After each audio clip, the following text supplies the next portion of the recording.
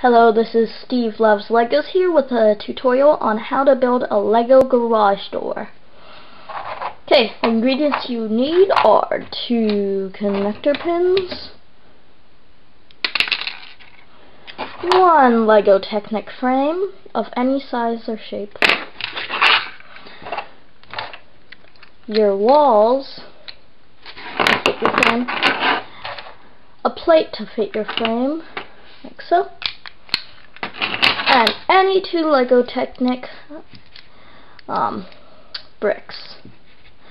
So, first thing you're gonna do is make your walls. You're gonna make them up to the second hole on your Technic frame. So, up to the 3rd hole.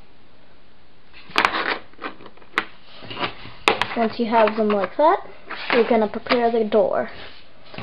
To do that, take your plate, put it on there, like so, and then stick your pins in the top. There you have your door. Then, take your 2 walls, add your 2 LEGO Technic bricks, like that, and like that. So you have them like this. Then take your garage door and just pop it into place, and there you go.